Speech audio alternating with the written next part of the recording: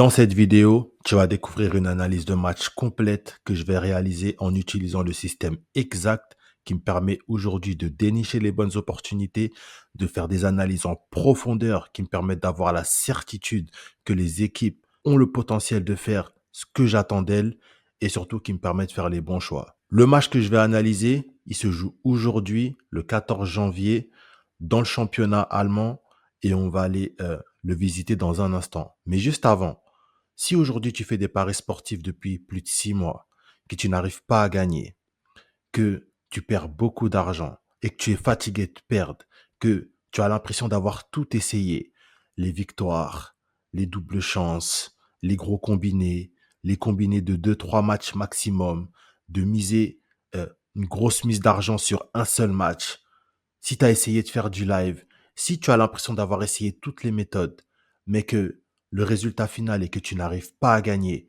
et qu'aujourd'hui, tu ne sais plus quoi faire, mais que tu es convaincu au fond de toi qu'il y a quelque chose à faire des paris sportifs, mais que tu n'as juste pas la bonne méthode et que tu es en train d'essayer de trouver une méthode, de trouver une stratégie, un système pour enfin gagner au pari foot afin de te faire un complément de salaire qui te permettrait d'être plus à l'aise financièrement, rends-toi dès maintenant dans la barre de description.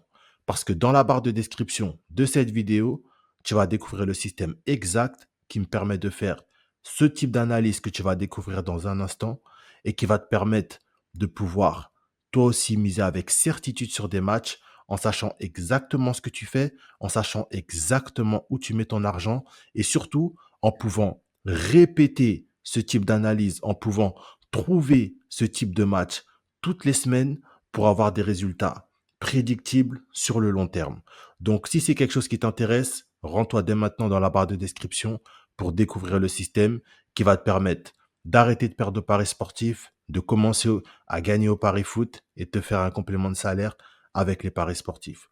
Donc, sans plus attendre, on va se rendre directement sur le match en question. Comme je te le disais, c'est un match qui se joue ce soir à 20h30 dans le championnat allemand en Bundesliga et c'est le match Francfort-Fribourg. Okay, donc ça, c'est un match que j'ai trouvé grâce au point d'entrée qui est fourni par mon système. Okay, le point d'entrée, c'est quoi? Le point d'entrée, c'est vraiment l'élément premier, la chose, l'alerte qui attire ton attention sur le match et qui te pousse à faire un travail d'analyse un peu plus en profondeur afin de voir qu'est-ce que le match euh, te dit concrètement, qu'est-ce que tu vas pouvoir attendre du match, qu'est-ce que tu vas pouvoir attendre des équipes afin que tu puisses par la suite prendre une décision, prendre une position ou non. Parce que des fois, tu peux avoir un très bon point d'entrée, mais les éléments que tu vois par la suite lors de ton analyse ne te rassurent pas suffisamment pour que tu puisses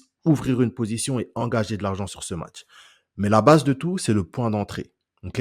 Donc, tu as besoin d'un point d'entrée, tu as besoin d'un critère, de quelque chose qui t'alerte, qui attire ton attention et qui te montre que ce match en question a potentiellement quelque chose à tirer pour que tu puisses te positionner dessus.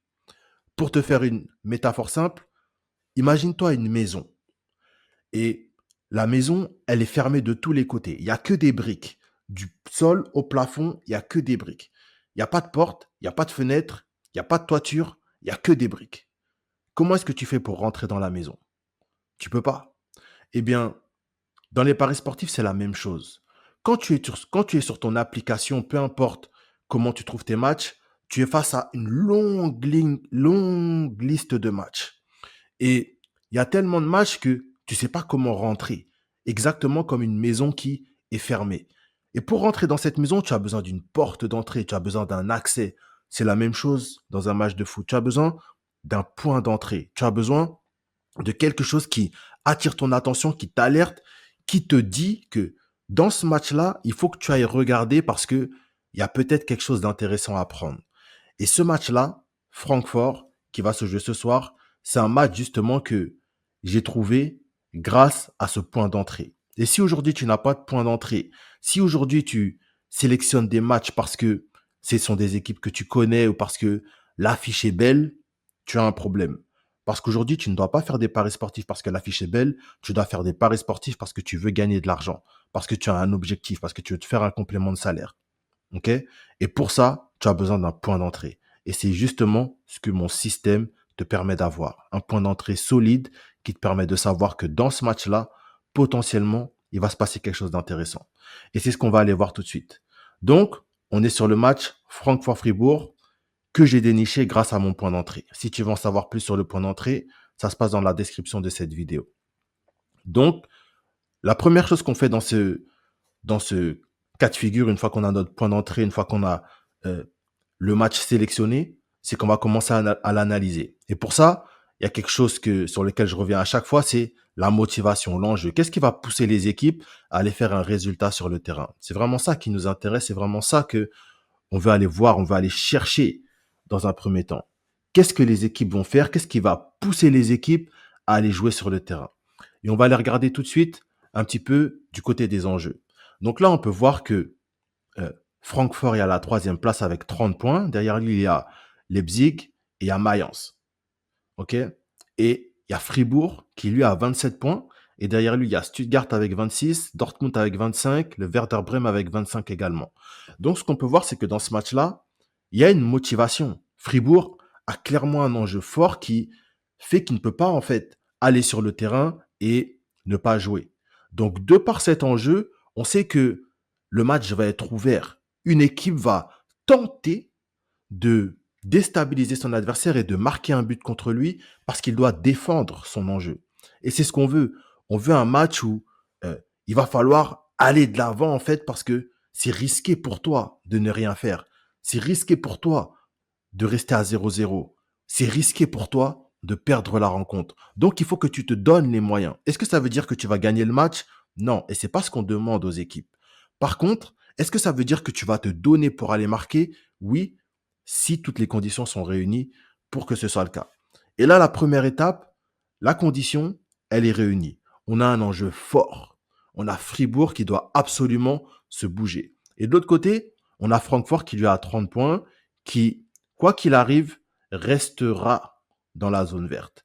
Donc, il faut quand même qu'ils prennent des points parce que il y a un petit peu de monde derrière. Il y a Mayence qui se rapproche petit à petit, mais c'est pas encore urgent comme ça l'est pour Fribourg.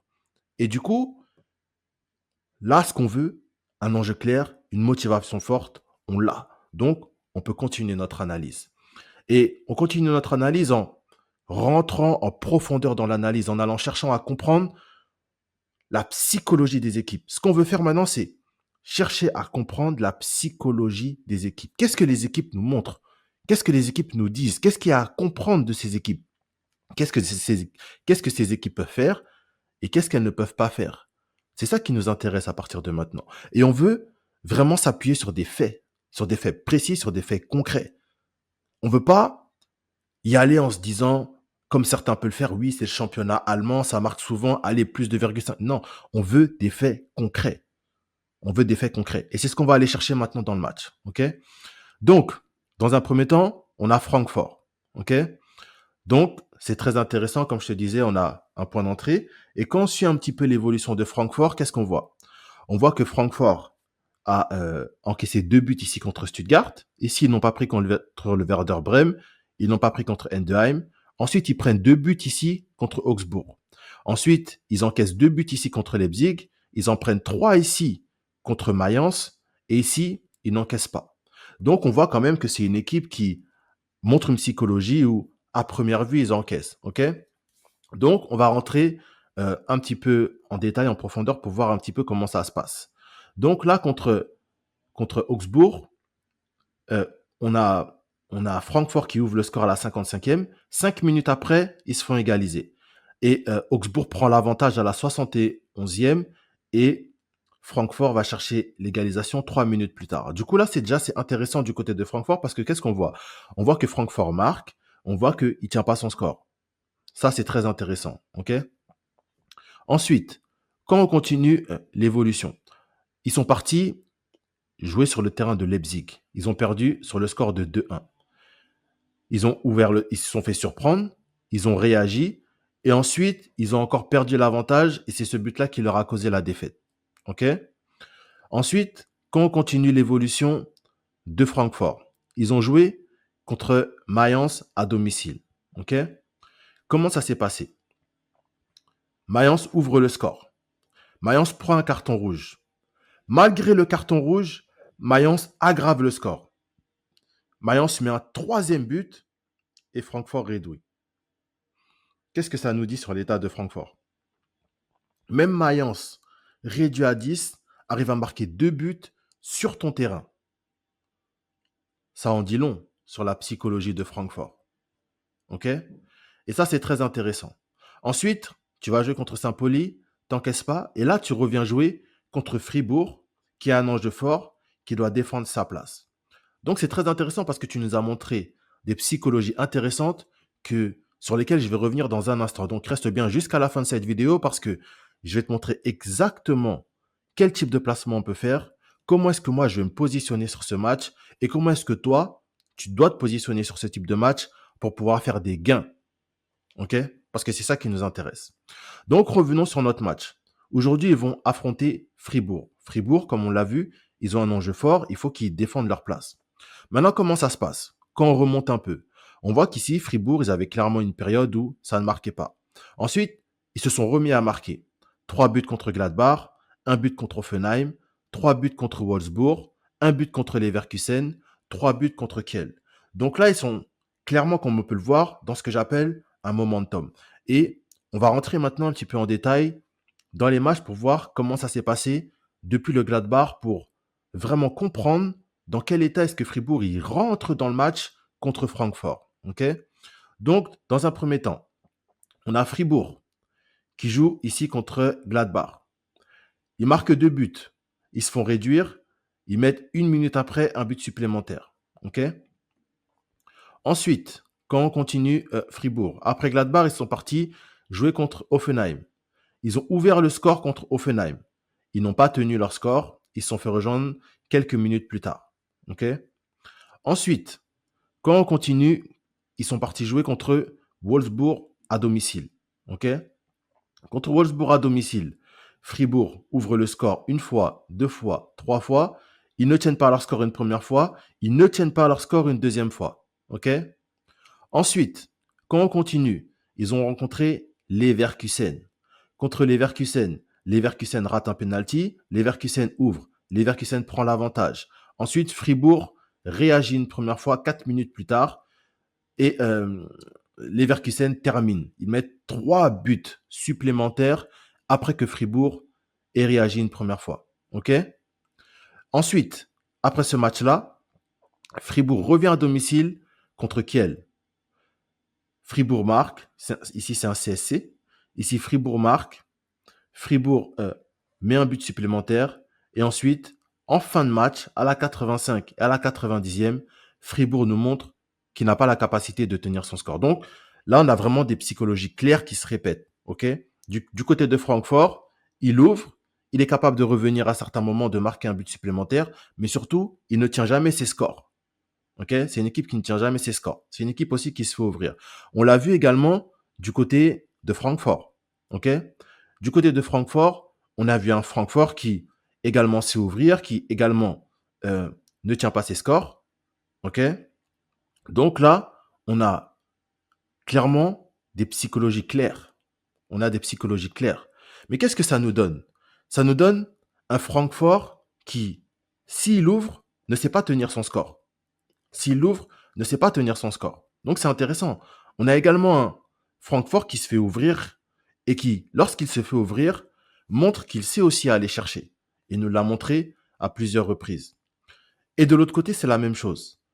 Donc là, dans ce match-là, on a clairement une configuration claire qui nous montre que les deux équipes nous donnent la certitude qu'elles ont la capacité de marquer dans le match. Et maintenant, je vais prendre quelques petites secondes pour revenir sur cette notion de certitude parce que je vois que ça crée des débats, ça crée des gens qui sortent un peu de leur gond parce que ça leur fait quelque chose à l'intérieur d'eux qu'on puisse dire qu'on a des certitudes dans les paris sportifs. Et ouais, mec, on a des certitudes dans les paris sportifs. Maintenant, avoir des certitudes dans les paris sportifs, ça ne veut pas dire que tous tes paris vont gagner à 100%. Non, attention. Et pour que tu comprennes bien, je vais te donner une métaphore. Imaginons que tu veux y aller en Belgique. Tu pars de France, tu vas aller en Belgique en voiture. Qu'est-ce qui, toi, en tant que conducteur ou en tant que passager, va te rassurer?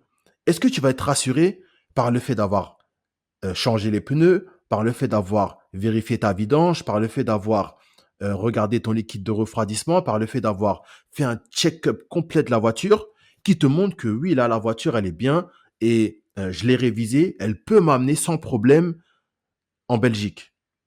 Ou de l'autre côté, est-ce que tu préfères avoir une voiture qui a plein de problèmes, avec laquelle tu n'es même pas certain que la voiture elle-même, elle peut t'amener en Belgique? Tu vas prendre le premier cas, la première hypothèse. Si tu es une personne normale, si tu choisis la deuxième hypothèse, tu peux, mais c'est que tu es une personne bizarre. Mais pas de jugement personnel, chacun fait comme il veut. Maintenant, quand tu prends le premier cas, est-ce que ça veut dire que tu vas arriver à 100% de manière sûre et certaine en Belgique? Il peut se passer énormément de choses sur la route, malgré le fait que ta voiture te montre que tu peux lui faire confiance et qu'elle peut t'emmener en Belgique. Il peut se passer énormément de choses. Tu peux avoir un accident sur la route, tu peux tomber sur un fou qui te rentre dedans, tu peux crever sur la route, ok, parce qu'il y avait quelque chose, un objet qui euh, extérieur au véhicule sur lequel tu roules, qui te fait crever. Tu peux tomber en panne.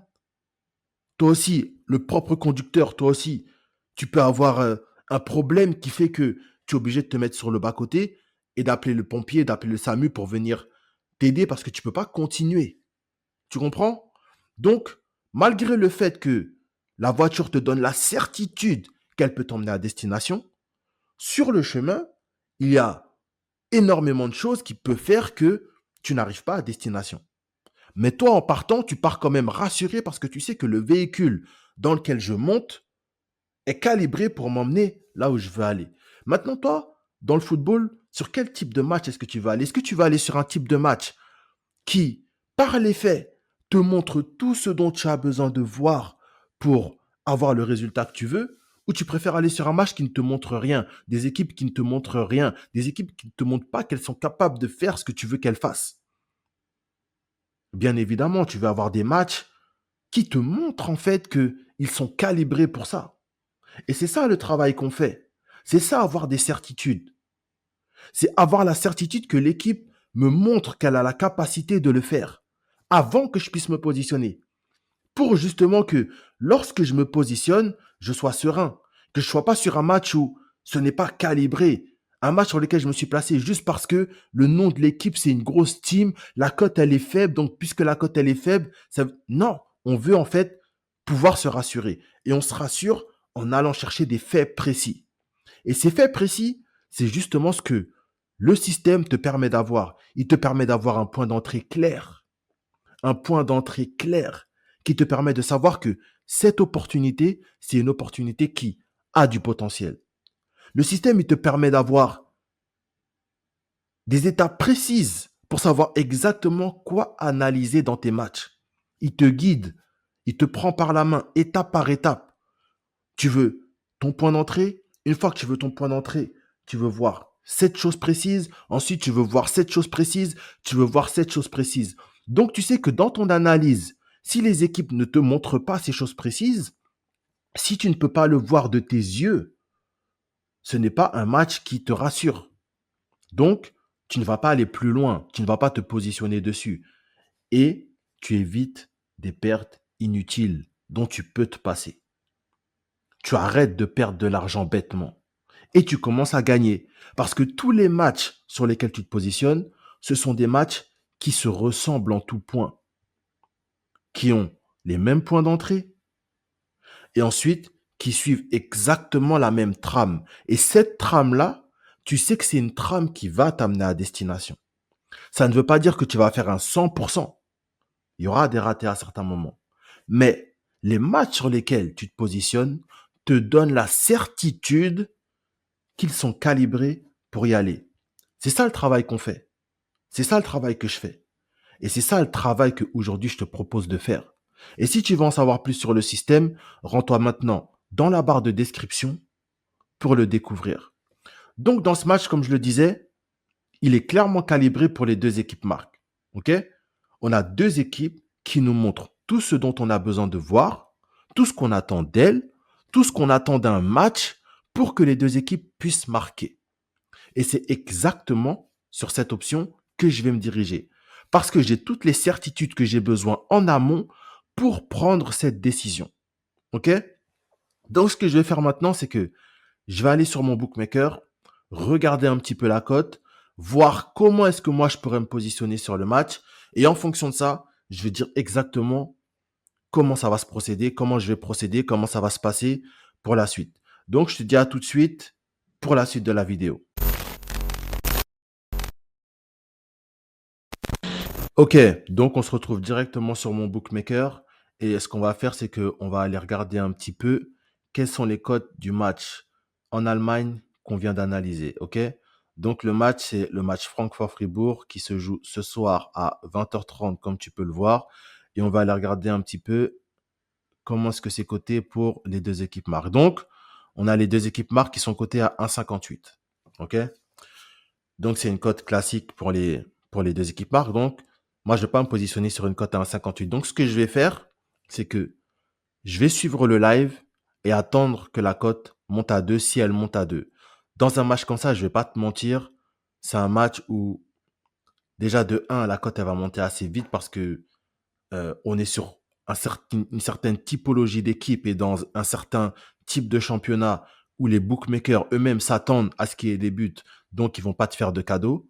Et si une des deux équipes marque rapidement, ça va faire une chute de cote qui fait que ça va prendre énormément de temps pour remonter. Donc je te cache pas que dans un match comme ça, les possibilités, les probabilités de pouvoir se positionner, elles sont assez faibles. Mais ça reste mon travail en tant qu'investisseur de surveiller cette opportunité parce que c'est une opportunité qui a aussi une chance de pouvoir arriver à 2 pour que je me positionne. Donc, c'est ce que je vais faire. Je vais suivre le match et voir un petit peu l'évolution, voir un petit peu comment ça se joue parce que des fois, une équipe, elle peut marquer rapidement et l'autre équipe, elle réagit seulement en deuxième mi-temps. Et parce qu'elle réagit tard, la cote, elle attend de revenir, de repasser à 2 et de me permettre de pouvoir me positionner. Et ça, c'est vraiment quelque chose qu'il faut comprendre, en fait. Des fois, tu vas faire le travail. Il faut que le travail, tu le fasses correctement. Mais des fois, tu vas faire le travail et tu vas pas pouvoir te positionner sur le match. Et en soi, c'est pas un problème parce que, comme je le répète à chaque fois, ton but, c'est pas de tirer à tout va. Ton but, c'est de tirer uniquement sur les bonnes opportunités. Et tant que l'opportunité, elle n'arrive pas à deux, c'est pas une bonne opportunité en soi, finalement.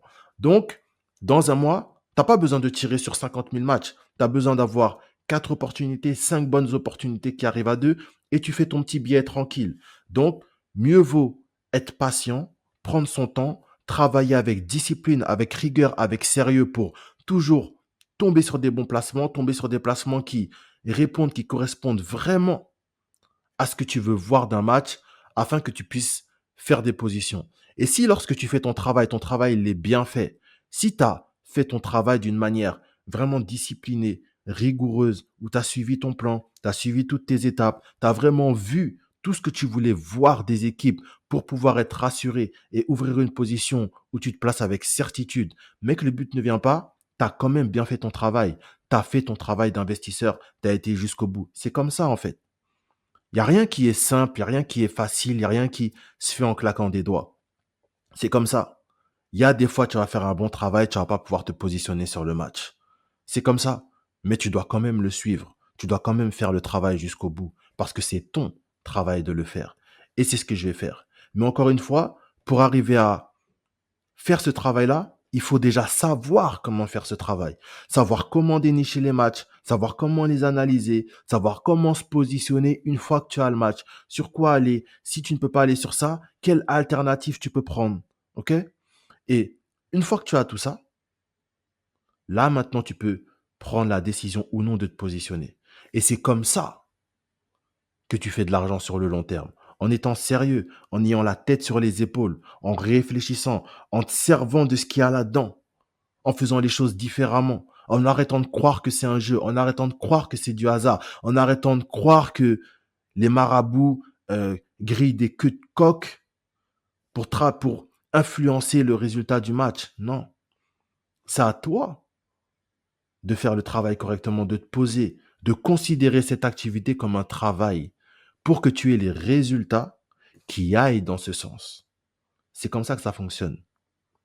Et si tu veux apprendre à faire ça, tu peux te rendre dans la barre de description pour découvrir le système. OK? Donc, ce qui va se passer, c'est que moi, je vais reprendre la vidéo dans quelques instants. OK? Pour toi, pour moi, c'est dans quelques heures. Il est 12h20 au moment où je tourne cette vidéo. Donc, j'ai quelques heures avant que le match débute. C'est un match qui se joue ce soir. Donc, comme je te disais, moi, je vais suivre l'évolution. Si la cote, elle arrive à 2, je me positionne. Si ça a marqué avant que la cote, elle arrive à 2, eh bien, c'est une opportunité dans laquelle le point d'entrée, l'analyse, le choix final auront été propres, mais ça n'aura pas été jusqu'au bout pour que je puisse me positionner. Et c'est quelque chose qu'il faut accepter. Pas besoin d'avoir de frustration, pas besoin d'être dégoûté. Dans un mois, il y a énormément d'opportunités et on arrive toujours à atteindre notre objectif. C'est ça qui compte à la fin. Ne pas être en perte, mais gagner de l'argent. Il faut l'oublier. Il y a toujours un petit jeu court terme qui nous intéresse, qui nous attire, mais il faut toujours avoir une vision, savoir où est-ce qu'on va, penser long terme pour justement ne pas être sujet à des émotions négatives qui viendraient nous faire n'importe quoi, nous faire partir en couille parce que si ou ça ne s'est pas passé, nous faire ouvrir des positions sur des matchs sur lesquels on n'a pas à le faire parce que justement, on n'a pas cette vision long terme. Donc, c'est vraiment quelque chose qu'il faut garder à l'esprit et savoir où est-ce que tu vas. Donc, je te retrouve dans quelques instants pour toi, dans quelques heures pour moi, et on va pouvoir faire le débrief du match et de ce travail d'analyse. Donc, je te dis à tout de suite. Ciao. Ok les gars, du coup on se retrouve pour le résultat du match. On va voir un petit peu qu'est-ce qui s'est passé, comment ça s'est passé, qu'est-ce qui a pu être fait, qu'est-ce qui n'a pas pu être fait. Et tu vas voir que dans les prochaines minutes, je vais vraiment te tenir un discours qui va remettre un petit peu les idées en place, les pendules à l'heure comme on dit, parce que, euh, parce que le résultat qui s'est passé hier, c'est vraiment quelque chose qui m'a ancré encore plus dans l'idée, dans le fait que il faut vraiment être sérieux dans cette activité. Donc, dans un premier temps, on va aller regarder un petit peu les résultats. On va partir sur, euh, sur la journée d'hier, sur le match de Francfort et on va aller regarder comment est-ce que ça s'est passé. Ok, j'ai un petit bug sur l'ordi. Du coup, on voit que le match il s'est terminé sur le score de 4-1. Donc, les deux équipes ont bien marqué. Elles ont fait le boulot qu'on attendait, qui a été révélé par le travail d'analyse. Et ça, c'est une bonne chose. Comme on peut le voir, Francfort, ils ont marqué ici à la 37e minute et à la 43e minute, Fribourg a marqué ici à la 37e minute et Francfort a égalisé à la 43e minute. Donc, les deux équipes ont marqué. Après, Francfort a pris son match. On l'avait vu lors de l'analyse, il y avait des enjeux pressants qui faisaient que le match, il allait être mouvementé, il allait avoir de l'action, de l'animation. Et c'est ce qu'on a vu, donc ça, c'est une bonne chose. Maintenant, en termes de placement, la cote est arrivée à 2 rapidement. Moi-même, ça m'a surpris parce qu'elle est partie à 1,50 et quelques, si je me souviens bien. Du coup, j'avais dans l'idée que la cote, elle allait prendre quand même plus de temps avant d'arriver à 2. Et finalement, avant que Fribourg y marque, vers la, on va dire 30e minute peut-être, la cote, elle avait déjà dépassé les 2 parce que quand ils ont marqué, la cote, elle était à 2,30. Maintenant, moi, je suis arrivé un peu tard sur le marché. Et quand je suis arrivé sur le marché, je me suis retrouvé avec le marché bloqué. Je pouvais pas mettre de placement. Ce qui fait que la cote était là, mais je suis passé à côté de l'opportunité. Et ça, c'est une très bonne leçon parce que si je suis arrivé tard sur le marché, c'est parce que j'étais pas concentré sur cette partie du travail. J'étais pas concentré sur le placement. J'avais dans l'idée que ça allait arriver beaucoup plus tard. Du coup, je me suis pas focus sur le placement et j'étais en train de faire autre chose. Et ça me montre que, en fait, à un moment donné, il faut vraiment savoir ce que tu veux, savoir où tu vas, savoir comment tu y vas et surtout incarner la personne qui peut aller là-bas. Parce que c'est facile, en fait, d'exprimer verbalement des souhaits. C'est facile d'exprimer verbalement un désir, une envie. Mais maintenant, pour rendre ce désir, cette envie matérielle pour l'avoir de manière concrète dans notre réalité, il y a des actions à mettre en place, il y a un comportement à avoir, il y a une discipline, une certaine rigueur. Et on le voit bien, toutes les personnes qui aujourd'hui sont dans, ont un certain succès, ce sont des personnes qui sont rigoureuses, ce sont des personnes qui sont disciplinées, ce sont des personnes qui font le travail et qui respectent le travail qu'elles font. Et hier, j'ai pas respecté mon travail. Hier, vraiment, là, le discours que je porte aujourd'hui, le discours que je partage, c'est vraiment quelque chose qui me concerne moi directement premier parce que je suis vraiment pas content de comment ça s'est passé, de ne pas avoir été suffisamment à l'affût sur le marché pour pouvoir saisir cette opportunité. Parce que quand il y a des opportunités comme ça, où le travail est bon, où l'opportunité arrive en plus de ça en live à une bonne cote à 2 pour que tu puisses faire du un pour un, le travail, c'est de l'apprendre. Le travail, c'est d'être prêt. Le travail, c'est d'être un assassin sur le marché. Et c'est pas juste de le dire, c'est vraiment de l'incarner à chaque instant, chaque jour. Quand on a envie, quand on n'a pas envie, c'est comme ça que tu vas chercher des résultats. Et ce discours-là, je le partage et aujourd'hui, il faut vraiment, moi en tout cas, je le prends vraiment d'une manière positive où je me dis que si ça s'était pas passé comme ça, je pourrais pas tenir ce discours-là aujourd'hui. Et ça devait se passer comme ça pour que je puisse faire passer ce message. Donc le message, c'est vraiment quand tu travailles, que tu as un placement, c'est de ta responsabilité, c'est de ma responsabilité d'être présent sur le marché pour pouvoir saisir cette opportunité. C'est pas le tout de s'exprimer, de parler, il faut aussi incarner cette personne, il faut agir comme avant même d'être cette personne, il faut déjà l'être. Il faut déjà agir comme cette personne, être discipliné. Qu'est-ce que la personne successful qui réussit dans cette activité fait? Comment elle se comporte? Quelles sont les actions qu'elle prend? Quelles sont les décisions qu'elle prend? Est-ce qu'elle se laisse distraire lorsqu'elle est sur le marché? Est-ce qu'elle fait autre chose parce que elle a dans l'idée que? Ou alors, est-ce qu'elle est focus? Est-ce qu'elle a son setup prêt? Est-ce qu'elle est vraiment derrière son bureau en train de checker l'opportunité et de s'assurer qu'elle va pouvoir la saisir si elle arrive? Parce que c'est ça le truc. La cote, elle est arrivée. Moi, j'étais pas là quand la cote, elle est venue. Je suis arrivé sur le marché. Le marché, il était bloqué. Quelques temps après, ça a marqué. Moins d'une minute après, ça a marqué. Quand ça a marqué, Fribourg a ouvert le score. La cote, elle a chuté à 1,20. Pour qu'elle remonte à 2, ça allait prendre énormément de temps. Francfort a égalisé. Boum, l'opportunité qui passe sous le nez. Et ça, c'est des situations qui peuvent générer de la frustration inutile, de la frustration bête, où sur le moment, tu es énervé contre toi et tu as envie de faire une action qui va te faire perdre un petit peu le contrôle. Et là, maintenant, il faut aussi garder le mental. Il faut aussi garder la force mentale de se dire, OK, ce qui s'est passé, c'est ma faute. C'est une leçon là que je viens de prendre en pleine face. Comment est-ce que maintenant je réagis à cette leçon? Quel est l'apprentissage que je tire de cette leçon? Et à partir de cette leçon, comment est-ce que je vais me comporter à l'avenir? Comment est-ce que je vais me comporter à l'avenir? Donc c'est vraiment quelque chose sur lequel il faut réfléchir.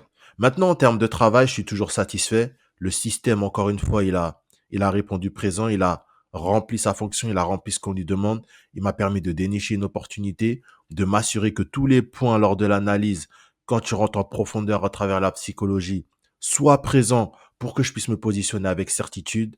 Et le fait de prendre ce match-là, de le garder pour le live en attendant de voir si la cote elle va arriver à la cote que je veux pour pouvoir me positionner, tout était bon.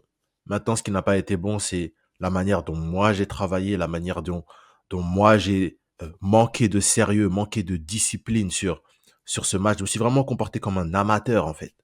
Comme un amateur, comme un vieux mec tu vois, du coin, là. Tu vois, ça, c'est le comportement qui doivent même pas exister, en fait. C'est des comportements qui doivent même... Parce que quand tu as des comportements aussi bidons que ça, comment tu peux prétendre aller chercher les sommets? Comment tu peux prétendre faire quelque chose de grand, de sérieux dans cette activité quand toi-même tu n'incarnes pas ce truc? Ça n'existe pas. Ça n'existe pas. Donc ça, c'est une leçon qui est retenue et crois-moi, ça me met une rage en moi qui fait que ce week-end, ça va cartonner. Et je sais que ça va cartonner parce que j'ai dans mes mains un système qui me permet de vraiment dénicher des opportunités, qui me permet vraiment de faire des analyses qui me donnent la certitude et me permettent de me placer avec confiance, de savoir que ce match-là est calibré. Et si aujourd'hui, toi, tu es dans une posture, tu es dans une position où tu perds énormément, tu n'arrives pas à gagner depuis tout ce temps, tu fais des paris sportifs depuis ces mois, voire peut-être même ces années, et tu es là, tu te demandes qu'est-ce que tu peux faire, tu as un petit peu tout essayé, et tu en es au même résultat, tu es fatigué de perdre, tu as l'impression de pas avoir de chance, d'être malchanceux, d'être maudit, tu as l'impression de ne plus savoir quoi faire, et quand tu regardes un petit peu tout l'argent que tu perds, tout ce que tu aurais pu faire avec cet argent, ça te crée de l'énervement en toi, ça te frustre et tu te dis, putain, qu'est-ce qui se passe en fait? Comment est-ce que je peux faire pour réussir? Parce que tu as au fond de toi cette voix, cette certitude que c'est possible, qu'il y a un potentiel. Tu vois vraiment les paris sportifs comme une opportunité de faire de l'argent, mais c'est juste que tu n'as pas le bon véhicule, tu n'as pas le bon moyen, tu n'as pas le bon système. Et qu'aujourd'hui, tu veux avoir un système pour arrêter de perdre de l'argent, commencer à gagner, faire un complément de salaire qui te permettrait de pouvoir améliorer ta réalité, de pouvoir être plus à l'aise financièrement, de pouvoir te faire plaisir à tes proches, de pouvoir mettre en place des projets que tu repousses depuis trop longtemps, comme des voyages, comme investir, comme lancer ton business parce que tu as besoin d'un capital de départ, et tu sais que les paris sportifs peuvent te permettre d'accomplir ça, mais tu n'as juste pas le bon moyen. Rends-toi dans la barre de description de cette vidéo et découvre le système. Parce que le système que je te présente, c'est le même système qui me permet de trouver toutes ces opportunités. C'est le même système qui me permet de savoir, de pouvoir dire de manière certaine, avec certitude, que dans ce match-là, il va se passer ça. Et c'est ce qui permet de pouvoir se positionner avec confiance et d'enchaîner les résultats. Donc si c'est ce que tu cherches, si c'est ce que tu veux, rends-toi maintenant dans la barre de description. Ok les gars, c'est tout pour cette vidéo. Nous on se retrouve pour une prochaine vidéo. Comme je te le disais, on est le 15 janvier au moment où je tourne cette vidéo. Ce week-end, il y a énormément d'opportunités. Donc, si tu veux les saisir, c'est maintenant. Il y a vraiment quelque chose à faire de cette activité. Tu le sais au fond de toi. Tu n'as juste pas les bons outils. Équipe-toi correctement et va faire ce qu'il y a à faire. On se retrouve très vite pour une prochaine vidéo. C'était Isma de la Paris Sportif Academy.